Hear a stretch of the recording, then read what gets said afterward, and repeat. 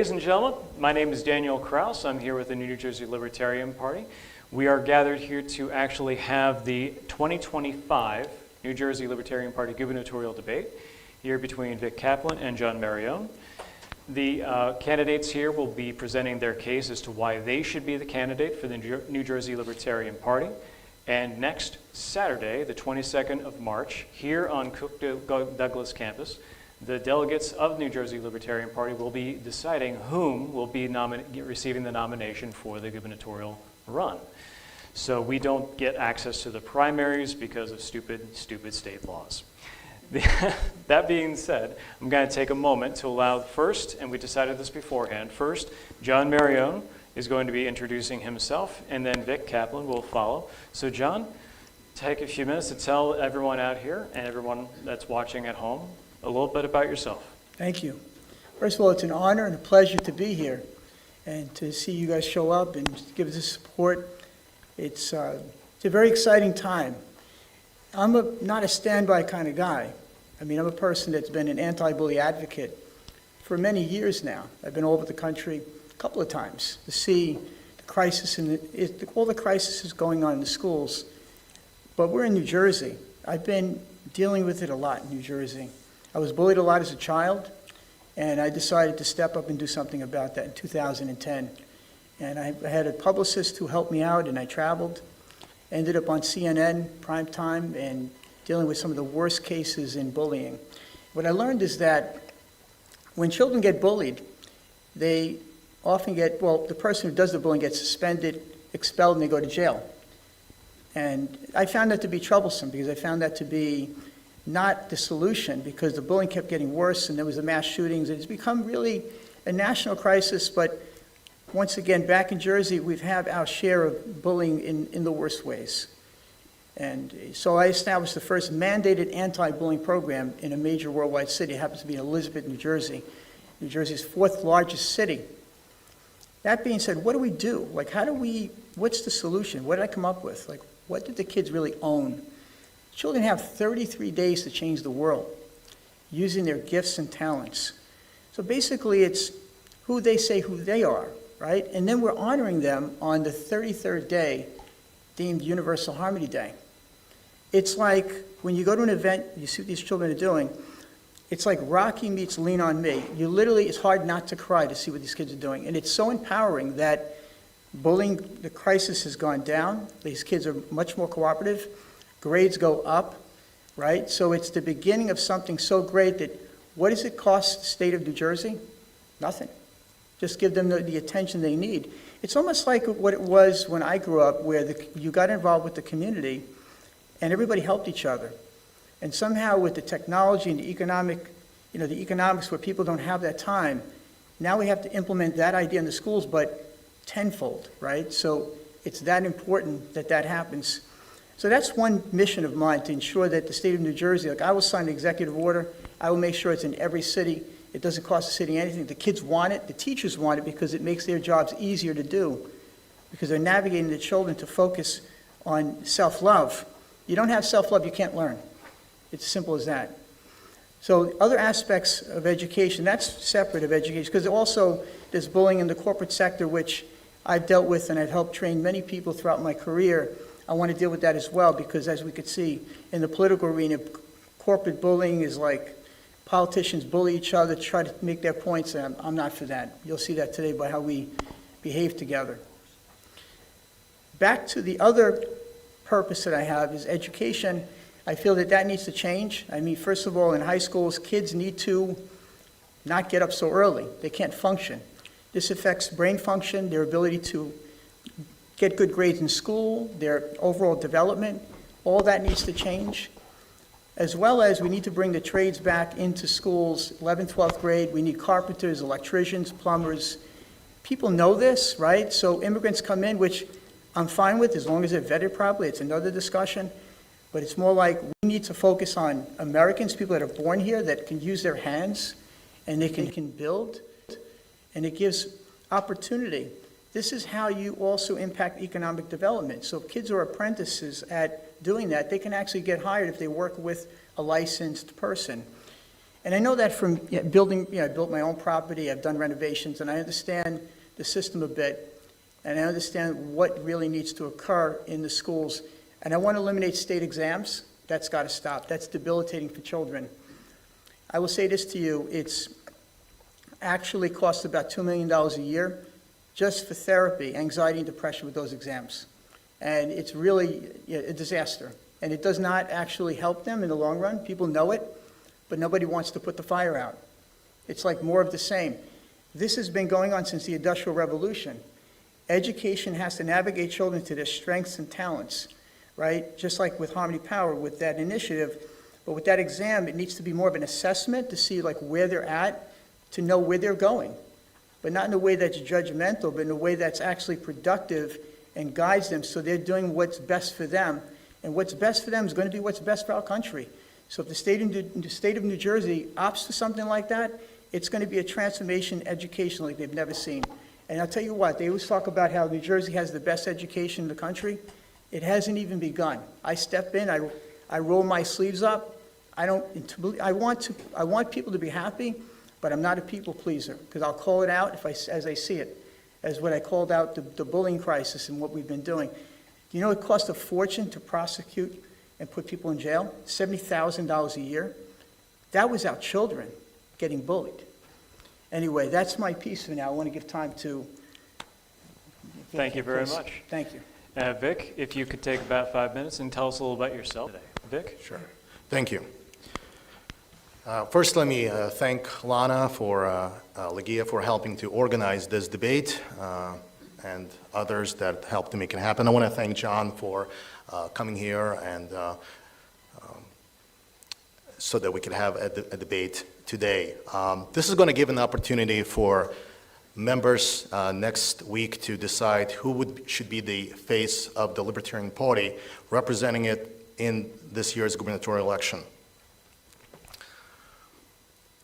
I'm running for the nomination of the Libertarian Party for governor. Now, last year, I was the second best candidate in terms of popular support in congressional races. And I have the gray hair to show it. So I came in second, I won silver. Now, this is how I feel about this, okay? Now, through the years, I've done what I can to help this party. I've recruited candidates on a congressional and legislative level. I'm not doing this for myself. I'm doing this for the party. I want to take my passion that I have to spread liberty to the people of New Jersey so we can have more members and more activists coming to our party and hearing this message of liberty. Because I believe that many people need to hear this message. I want them to hear this message. And what is my message? I'm going to set you free. I'm going to free you from the income tax, the sales tax, and every tax, from the tire tax to the gas tax.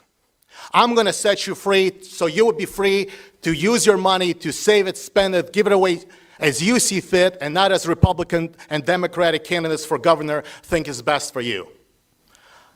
I do not want to run your life. I don't know how. You worked hard for your money. You've earned it. It is yours. And that's the message that I want to give to all people of New Jersey. Thank you. Thank you very much, Vic. All right, so we're going to go now into a few questions that have been sourced from a few different places and a few different members of the party.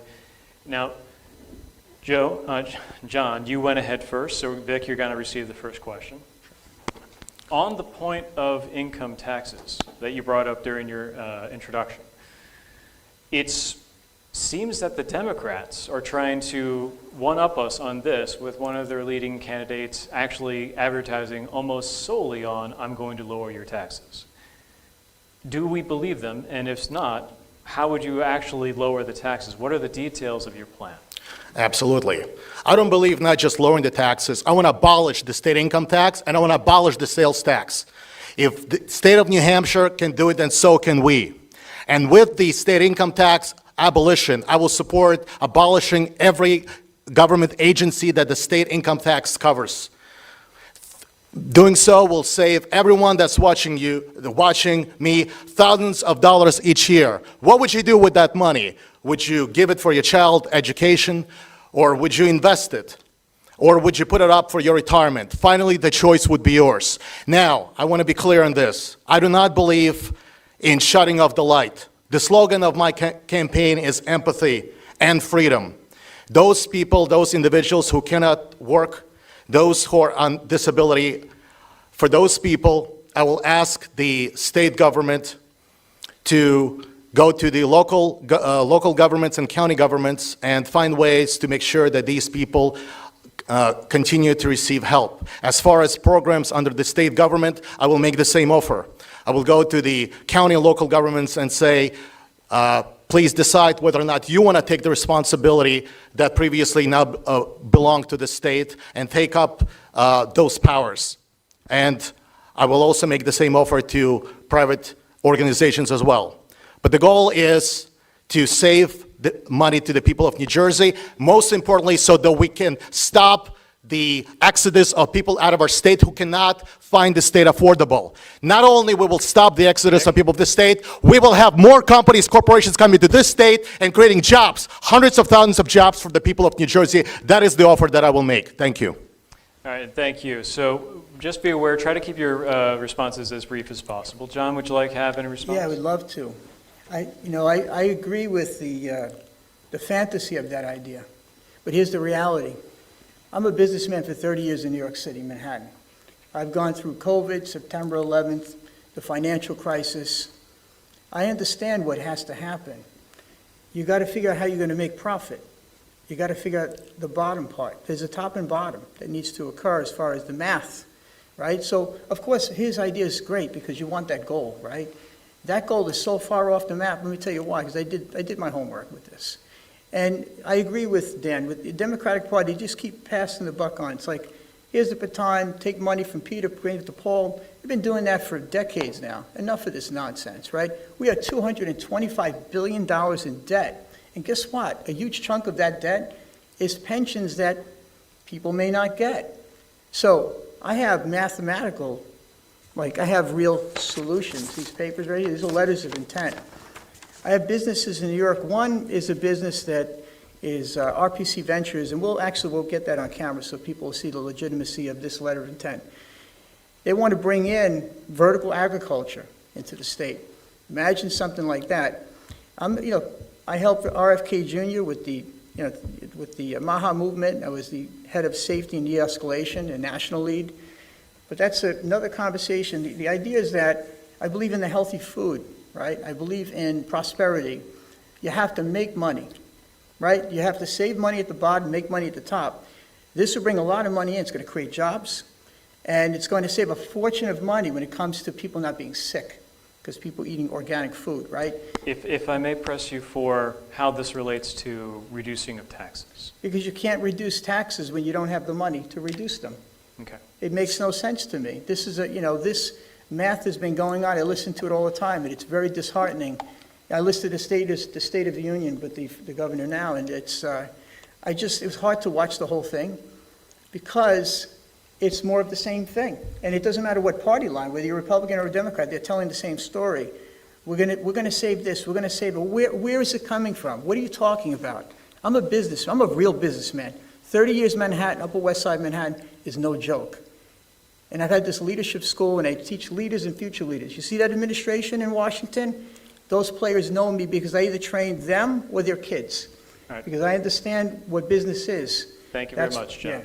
So we're going to go on to the next question.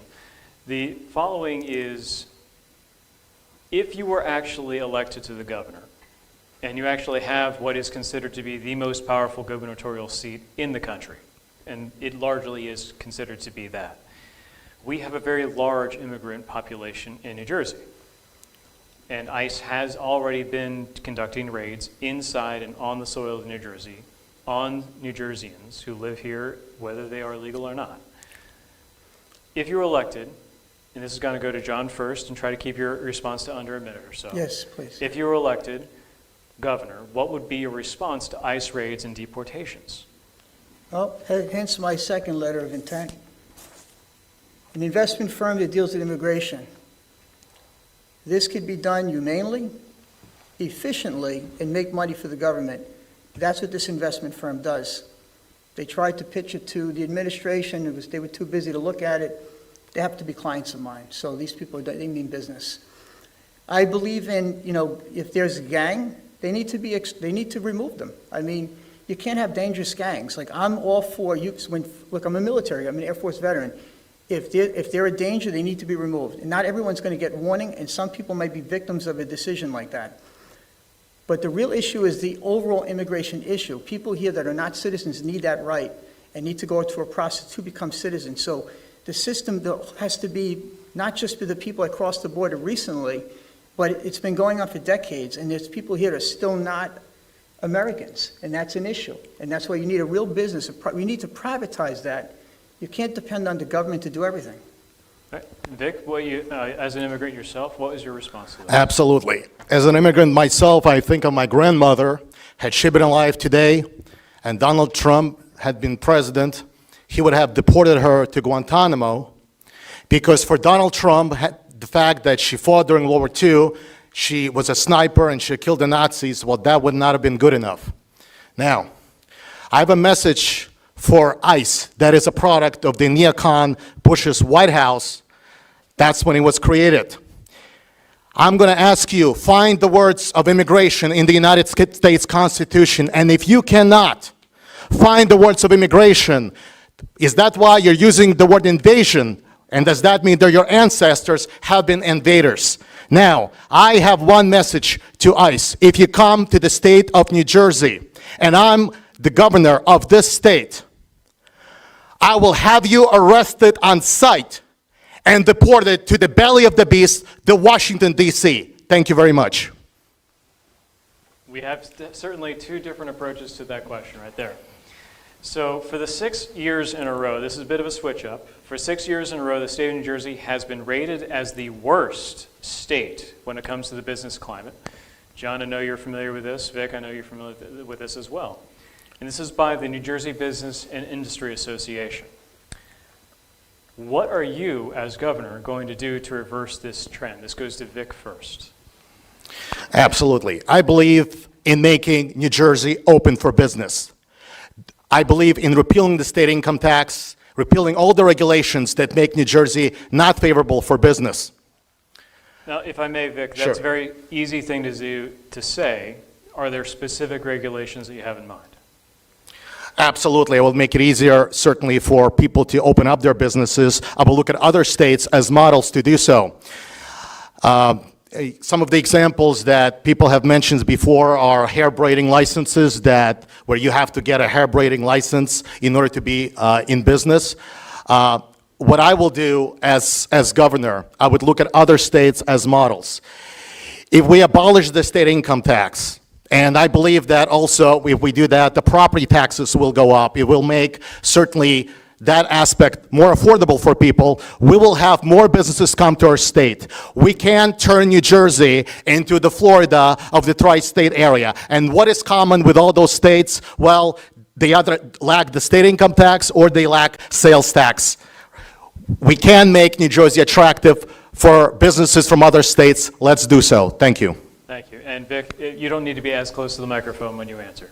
Sure, All right, you. John, you are a serial businessman. Yeah. So same question to you, how do you reverse this trend of being the worst possible place to do business? I tell you, I love this question because it's my area of expertise. You have to, look, my business was closed during COVID, right? So I was paying a lot of money every month for a business I couldn't even enter. Fortunately, I was able to use the online approach, and I almost didn't open it up again because it did so well with it. That being said, because I know how to think outside the box, right? So you can't do more of the same as it's always been and expect a different result, right? So the more of the same is let's move money from here to put it over here. We're going to abolish this, and no, that math does not pan out because at some point we're paying for it, and even more so. We're $225 billion in debt, right? And if you put 3 to 5% on that, that's $11 billion we're paying more every year for decisions like that. I don't agree with it. I will say this to you. The solution really is you have businesses that are trying to start up. The first year, they need a break on that tax. Who's going to give them that break? Like a one-third break. One-third off the rent per month for that first year in business can come from the landlord. The landlord can give them that break, and the government can give the landlord the break. But where that money comes from is once they're up and operating and people are spending money, now you have growth. That's the business model I would use, is the common sense business model. But ensure that it's done in all 52 cities of the state. There has to be streamlined, and you can't just come up with an idea. Look, even with my anti-bully mandate, the thing with mandates is that some people follow, some people don't. But when they own it, like the last time I was in a citywide talk, 90% of the city was doing my program. So when you come up with an idea like this, a business plan, and you want to use opportunity zones because you can give tax breaks to the owners of that property. So everyone could win. You can create a model where it's really a win-win model. But who wins is the citizens of New Jersey, and that's why I know that I'm the best fit for this New Jersey governor. Excellent. All right. So you've brought up a couple of points throughout, and Vic has as well. What are the top two issues that you would like to advance during this election? If you could talk about only two things for the next 9 months, what would they be? This goes to John first. Well, I always start from the children, because the children are the future, right? So if we focus on anything else, we're going to have more of the same issues later on. So it starts with, I said earlier, is the violence with the bullying. You have to put that at bay, bring more peace and more communication, bring harmony power to the schools because it's needed badly, right? So that's number one. Then you have to infuse this type of education plan, like I've mentioned earlier, bring the trades back, get rid of statewide testing, right? These are common sense things that actually affect our pockets, because now we're spending less on criminals in jail at $70,000 a year per person, right? And we have more people going to work instead of spending money on colleges that, A, they can't afford to get into, or B, they're not going to even use the information they learned at school for work. And now they're in $200,000-$300,000 in debt. They can't buy a house, and it goes on and on and on and on. So it's the children first. So like I said, the bullying crisis that you hardly ever hear about, that was the biggest news before the presidential debate. Mass shootings, this bully, that was the biggest thing before these presidents started debating. It was very upsetting for me, because I advocate for them, because when you advocate for the children, you're advocating for the entire state of New Jersey, because in 20 years, those kids are adults. All right. Vic, same question. What two issues would you focus on? You can't talk about anything else for 9 months. This is it. Absolutely. I like to abolish most, if not all, of the state taxes. I like to see those abolished. And on top of that, I would also like to get rid of the certificate of need laws when it comes to health care, which lead to the increase of the cost of healthcare services. I think we can do this. I also believe in making housing more affordable as well by getting rid of the taxes on new housing. I got to press Thank you you on that. Well, no, I want to press you. You just listed three. Yeah. Which two would you actually want? Okay, I'll take the state taxes and the housing part. Thank you. Okay, thank you very much. All right, I'm just going to go out of order just really briefly because we are doing live to tape. Is there anyone in the audience that would like to ask the candidates a question at this time? Mr. right here in the front. If you guys, Hold for your microphone, thank you.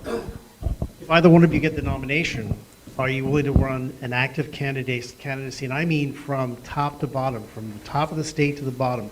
Everybody ignores Cape Bay. They never go down there.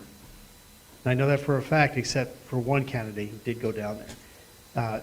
Are you willing to run an active and vital candidacy? May I answer? Let's go ahead. I don't know. Vic, answer, and then John. Yes, I will. I have done my research with data analytics, so I have identified by precinct the areas where I know I will do well. So I've done a lot of work doing that. I have also created ads already, so if I'm nominated for office, my ads will be will be running on day one. On top of that, I've compiled a huge donor list from the past. So if I'm nominated, I will be using all these different tools that I have done to run a full-style campaign. Now, the reason I think why all these tools that I have accumulated will be useful is because I will be able to get the most bang for the buck. I will be using my own money to put myself on a ballot, and because I know where to find the people that are more likely to support me, I will use all of the methods through social media and others to get those people to support me beforehand.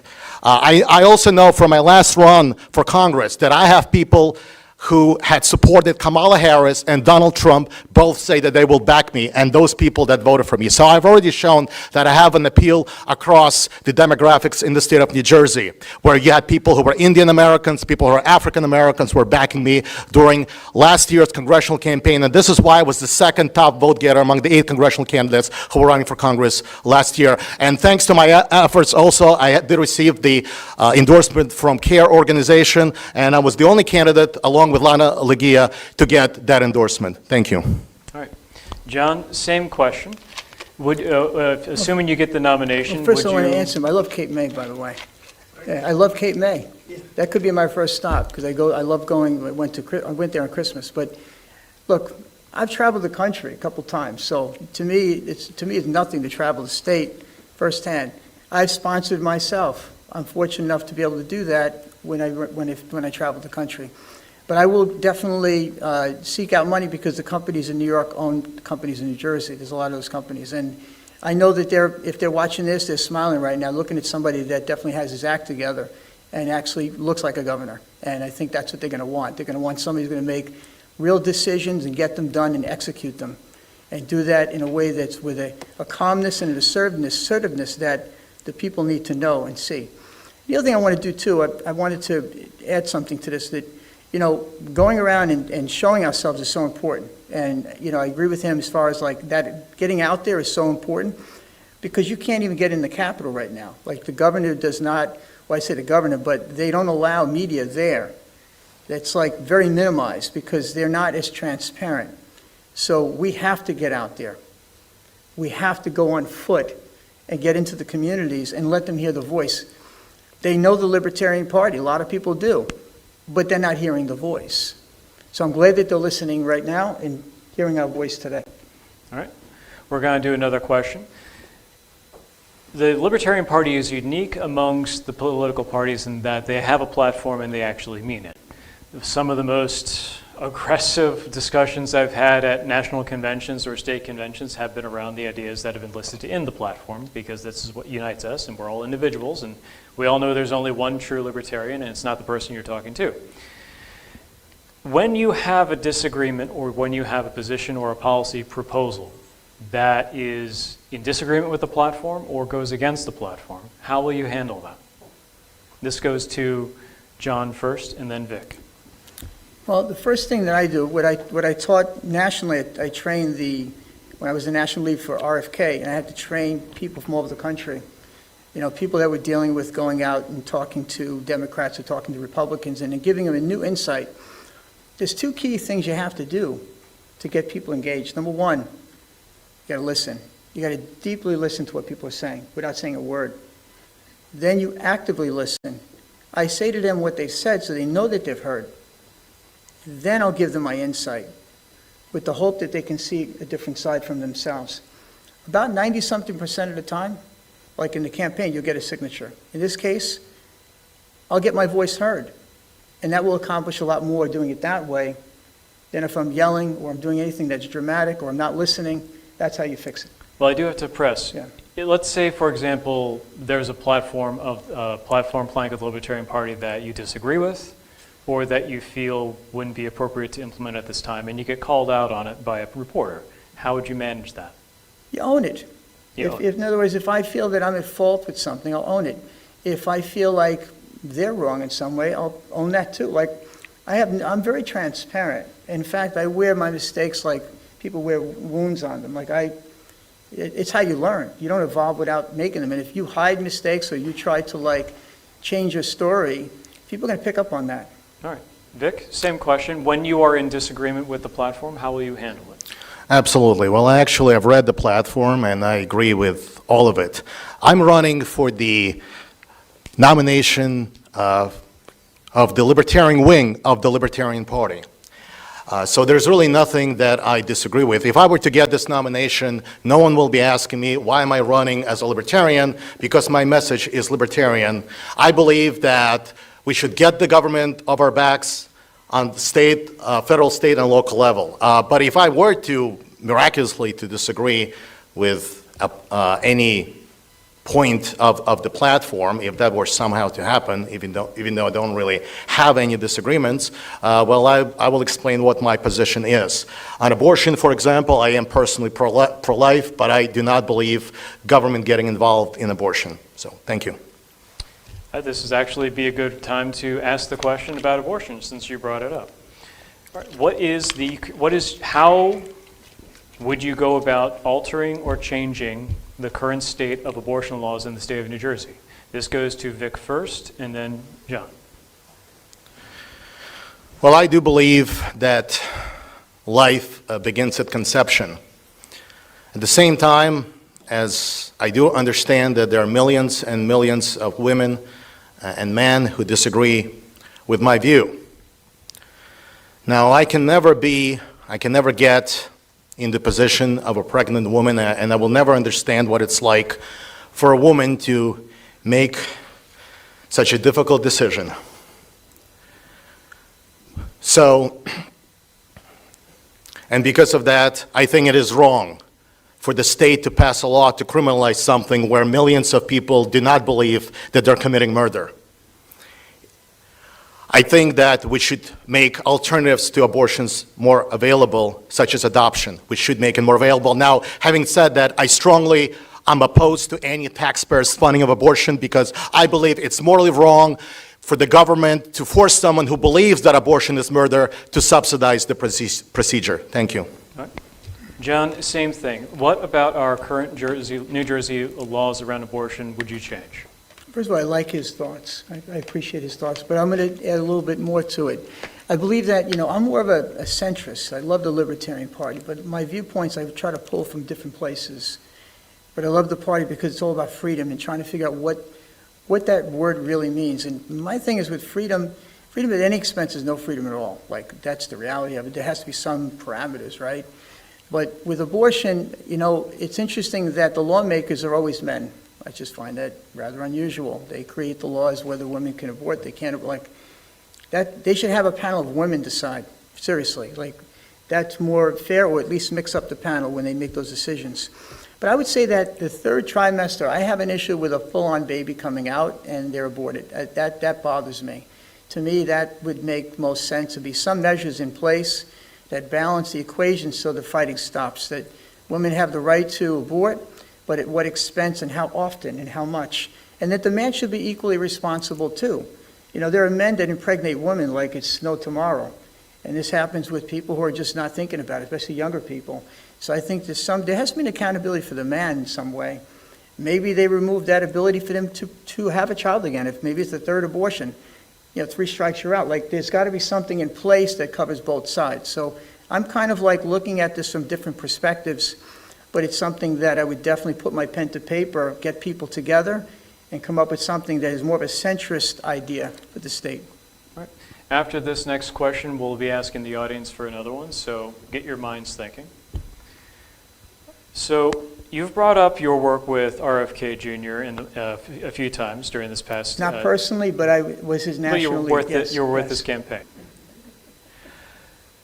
Given your association with RFK, and given your association, long and deep association with the LP, how do you convince Democrats to vote for you in a state that is deeply Democratic, in a state where in order to win the governor's seat, you need to get the Democrats to vote for you? How, with your associations, would you be doing that, and how with your associations would you be doing that? John, go ahead. Yeah, to me, it's, the position on children has nothing to do with politics. So if it's about the health of a child and the well-being of that child and their prosperity and whether they're going to have a job later and who's paying for their education, the parents. So I think very quickly people will push aside their political viewpoints and start thinking about the children, and that they come first. It's common sense to me. And they'll see that as me as a centrist, that I'm looking at both sides. Look, if you're a Democrat, there are conservative Democrats, there's liberal Republicans. So it's so easy for me to get Democrats on my side. 90-something% of my client base in New York are Democrats. There you go. And they're excited that I'm here right now. So thank you. Vic, same question, but slightly different angle, I suppose. Your long association with the LP, you're deeply into that world and that history. How do you convince Democrats, whom you need, to vote for you? Absolutely. So when I talk to the Democrats, I would ask them, when was the last time you voted for governor and you got, and that person gave you the reasons that where you were satisfied for which you voted for? So you voted for Murphy because you believe in civil liberties, and then Governor Murphy decided to restrict your freedom of speech and your freedom of movement. The point is that your candidate may win, but you won't win. What I'm offering instead is something more. It's something better. I'm offering for you to keep every dollar you earn. If you're a business person, imagine how easier it would be to start a business with all those regulations gone. When I go to New York and I ask people, who wants to start a business, a lot of people's hands to go up. We must unchain the potential that people have, that whether they're Democrats or Republicans, to allow them to fulfill their goals and fulfill their dreams. Only then can you, whether you're Democrat or Republican, can be truly happy. When you are the one who's running your life and the politicians are out of their way, where all of your potential is fulfilled. This is how I can try to convince Democrats to vote for me. You will have all that money in your pockets. Imagine what would you do with that money. You could start your own business. You would have all the freedom that you want, all the dreams that you had. I will make it more likely that they will come into reality. That's how I will convince the Democrats to vote for me. Thank you. All right, excellent. Who would like to ask a question? Right here in the front. And please give us your name. Yeah, so if one of you were to not, my name is Dustin. If one of you were to not receive the nomination, would the other be willing to accept the nomination to Lieutenant Governor? So in the event the party does not select you as our nominee, would you be willing to accept the Lieutenant Governor nomination? Let's do Vic first and then John. Well, I think that we do have a different emphasis in terms of the issues that we would like to focus in our campaigns, so I would respectively decline. Thank you. John? I would respectfully decline as well, because I'd rather see something personally, which I don't even know if it's possible with the party, either find somebody else, or, my vision of, being a governor is including a Democrat and a Republican. You want to mix up your cabinet with different viewpoints so people will debate you. Debate shouldn't be here, start here and end here. Debates are ongoing. Issues are very serious, and you can't just come with your own thinking and think you've got all the answers, because you don't. So that's my perspective. But I would, if the party said, hey, it's got to be from this party, then I would have to pick someone. Who that someone would be, they would show up for me, I have no doubt. Yeah. Excellent. So the next question is on the state pension, and John, you're going to be answering this one first. The state pension is taking up what some might consider to be the largest portion of the state budget. What, if anything, would you do about the state budget?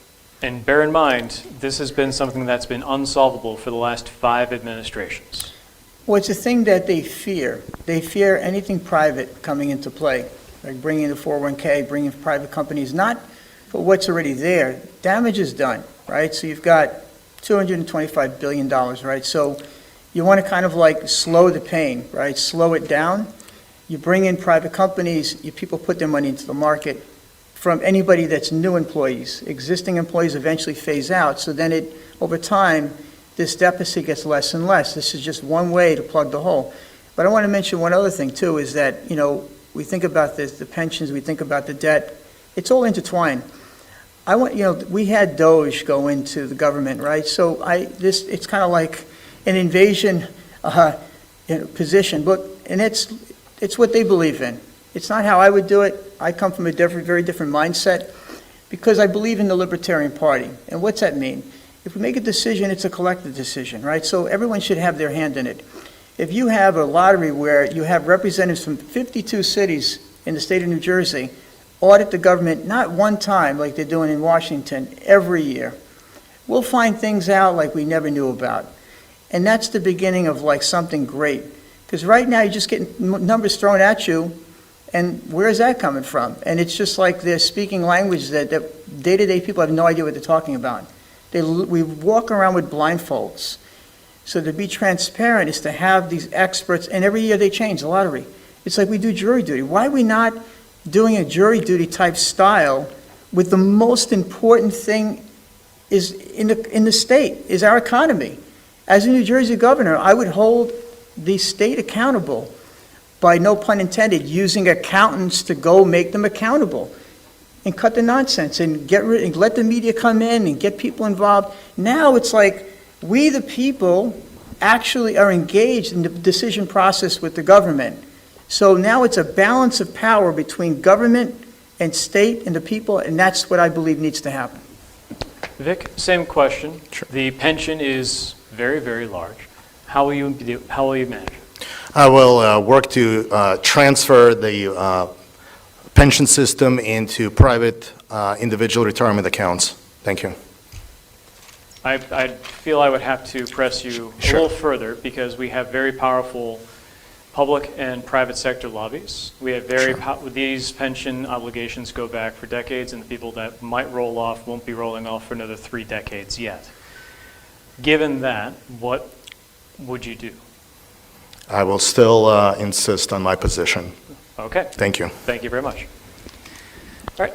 Next question is on everyone's favorite little boomstick, the Second Amendment. Vic, you'll be answering this question first. What is your stance on the Second Amendment, and how does it apply to the New Jersey? Absolutely. If you believe in the Second Amendment and you're listening to me right now, you've got your biggest fan. If I'm elected governor, I will support getting rid of the red flag laws and any restrictions on the number of guns that you can purchase.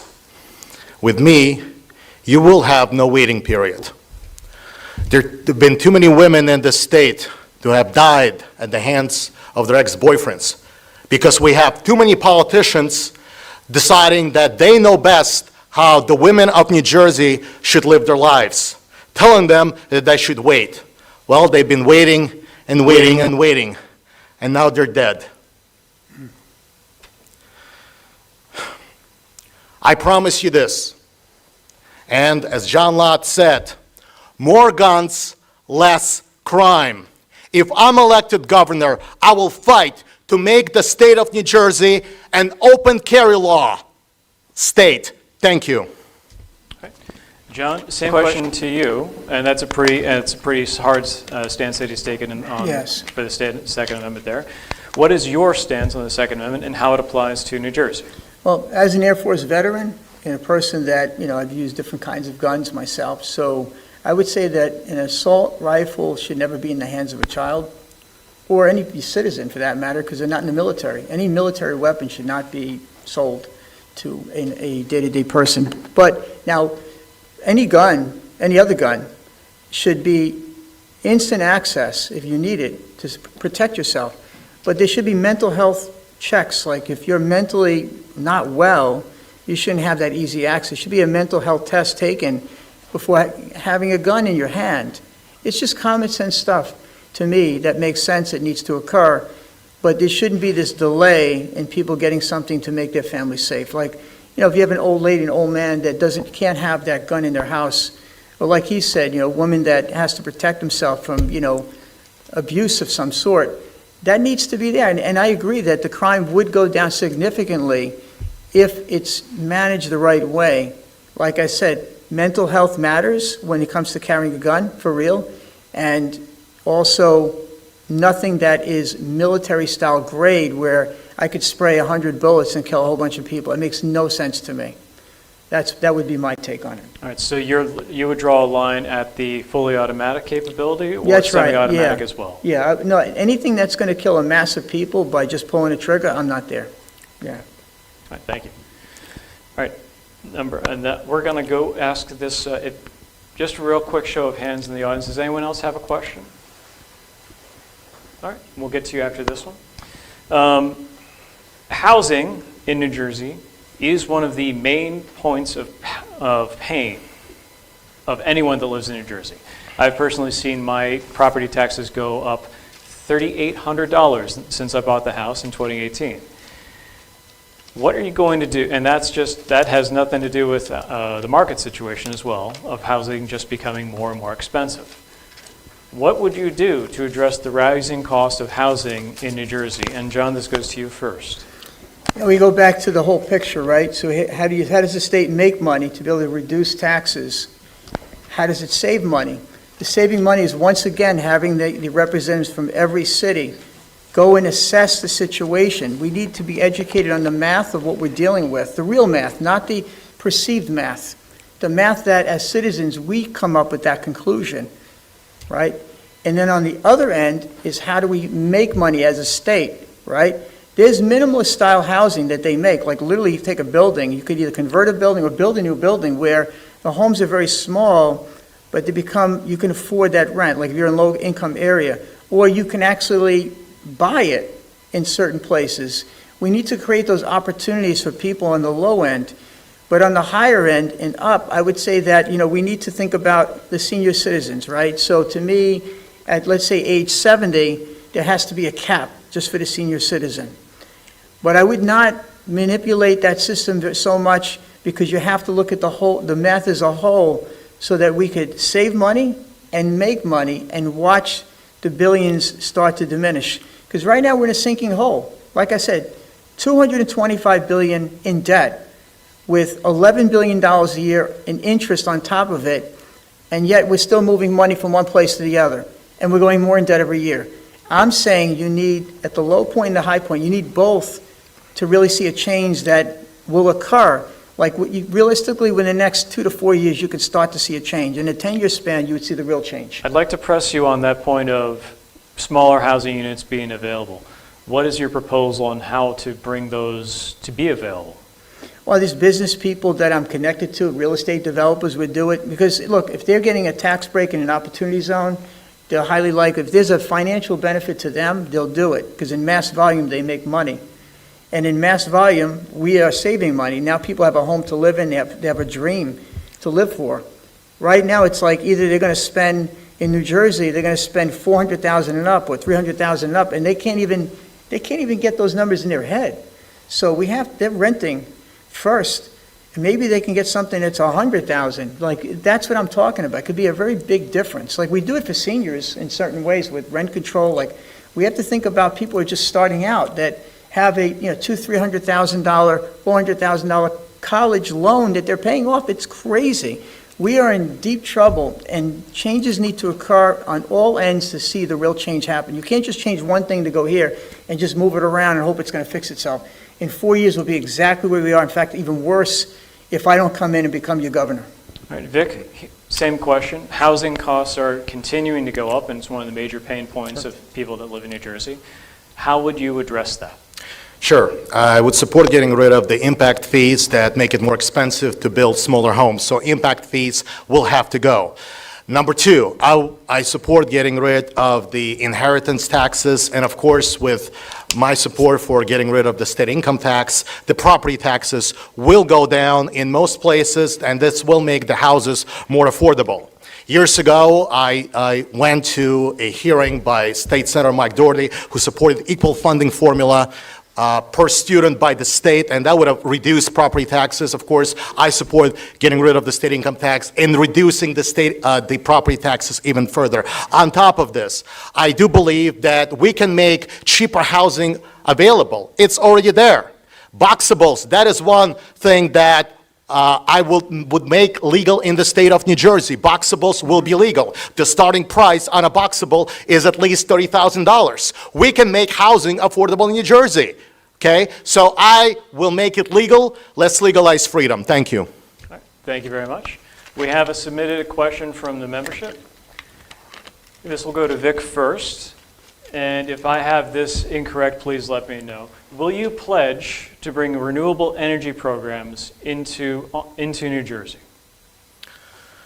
I will let the market decide what we should have. I will get the government out of the way, and if renewable energy is something that there is a demand for, people will buy it. We cannot have unproven, government subsidized unproven energy and then, well, oops, it doesn't work. Now you just wasted lots of taxpayers' money. So if the alternative energy works, they will come here, and if it works, people will buy it.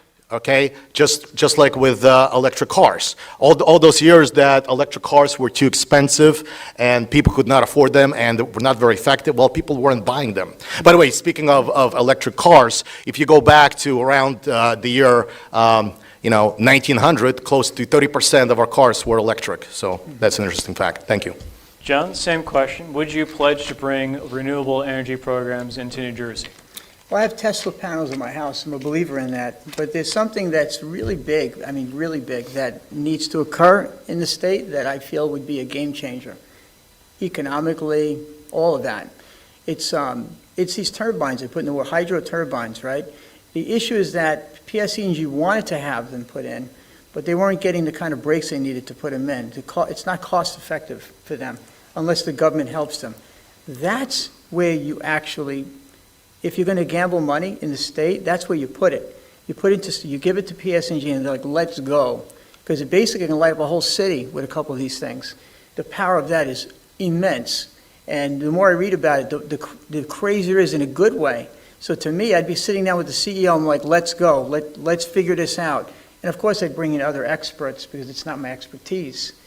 But it's my excitement by what I'm reading about it. It's like, that's where it's going. The solar panel idea, that's there, but it's not, that's not necessarily the future. It's this, because it produces so much more energy at such less cost, but the startup is expensive because it's new. Yeah. All right, thank you very much. Just reviewing here. There's a phrase that's been used to describe people from New Jersey that moved to Florida and then decide to go up to North Carolina. It's called a halfback. You know, they go to Florida, they come halfway back. It's fine, it's nice, whatever. But that joke kind of glances off the fact that New Jersey, while we have a huge amount of people coming in from overseas as they move here and find their own communities here, the first and second generation after that, they leave. We have the largest leaving, second only to New York on certain years. What would you do to change this fact? John and then Vic. And then we'll do one from the audience. You know, at the end of the day, it's the affordability. It's just not feasible for a family to start here. That's the issue. So all the things I've discussed would actually make that a possibility even more so. It would become more attractive when people have to invest less to start a business, have that 1 year where they get a break to start the business with a little help from the government so they can actually prosper. You need a business, you need an income stream to afford the house, right?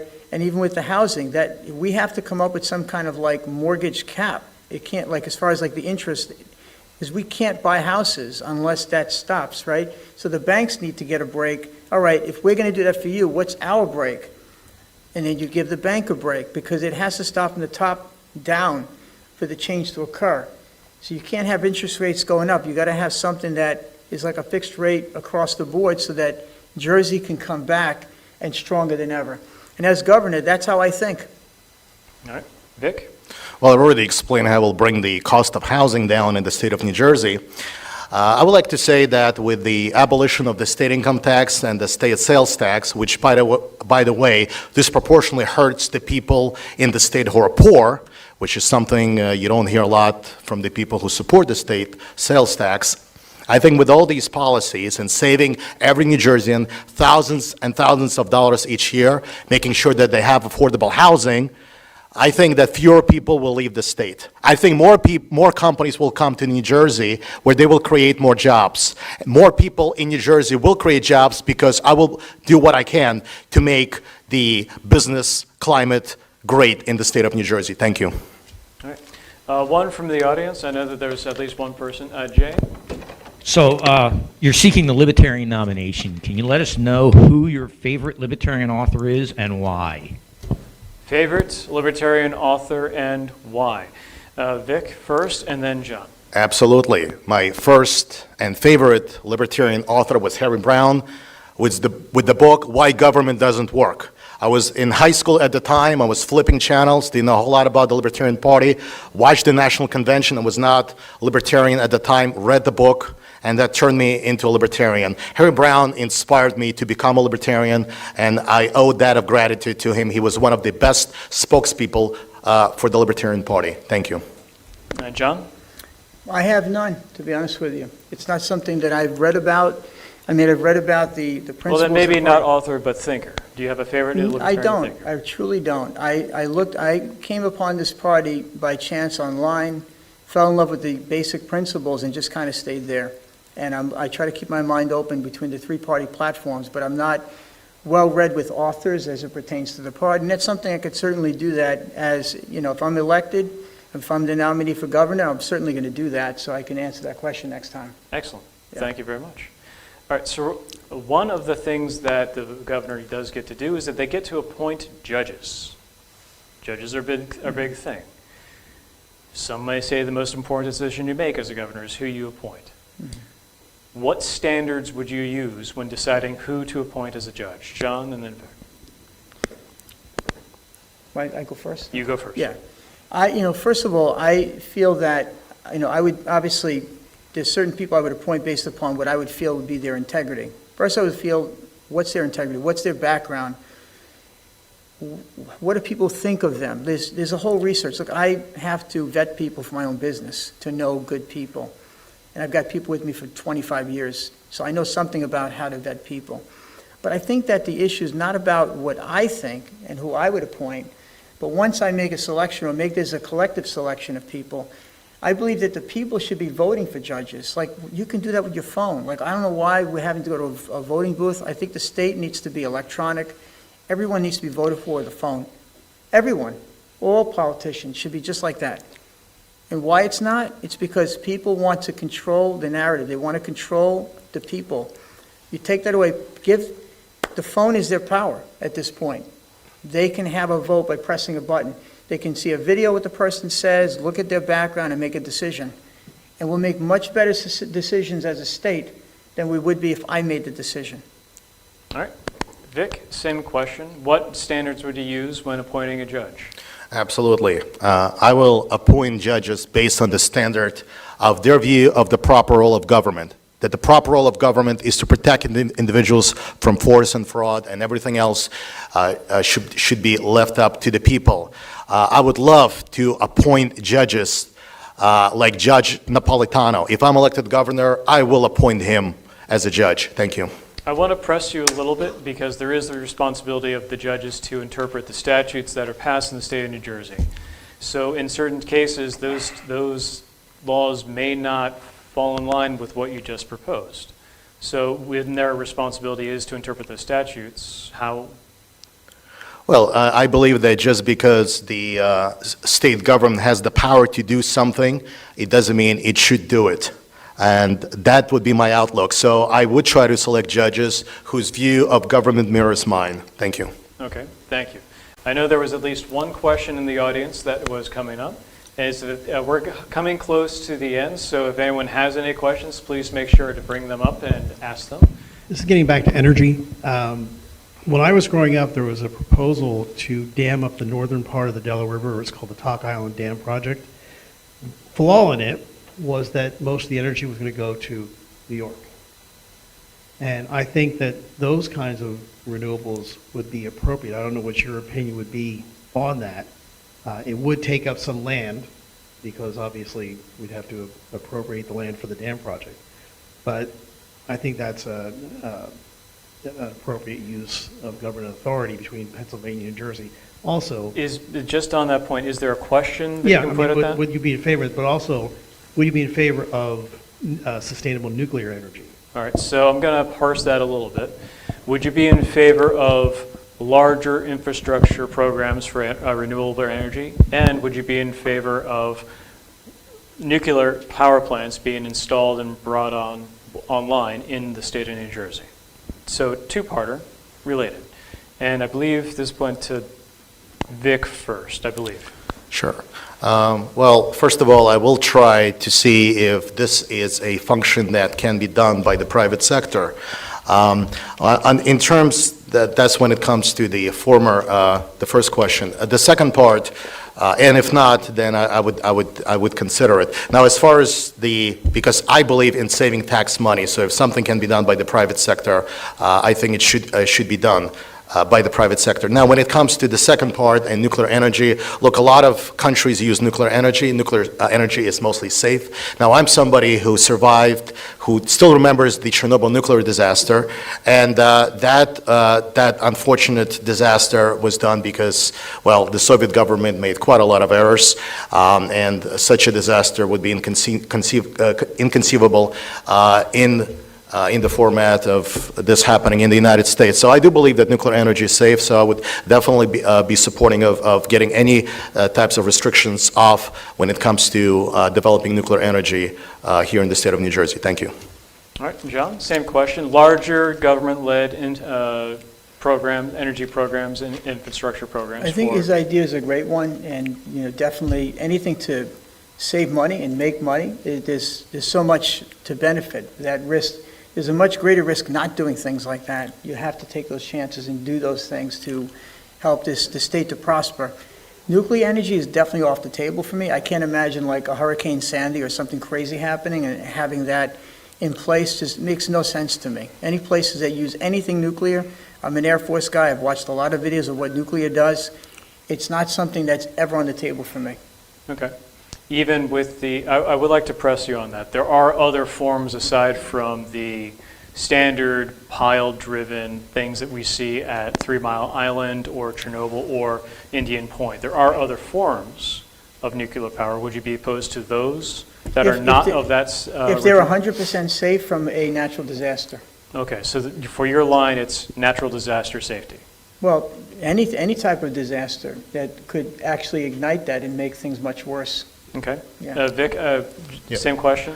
When it comes to nuclear power plants, I mean, in most countries, they are safe. In France, they're used all the time. And when it comes to Fukushima and it comes to Chernobyl, again, those are exceptions to the rule. If you look at Fukushima, the only thing that turned into a huge disaster wasn't because of it wasn't just because of the flooding, it was also because of the earthquake. I think most places in New Jersey, I don't expect us to be facing certainly large level of earthquakes and having a Chernobyl type of a disaster. I just do not see that happen. Thank you. All right, we're going to I have two last questions on my list, and if there's any other questions coming in from the membership or from online, please let us know.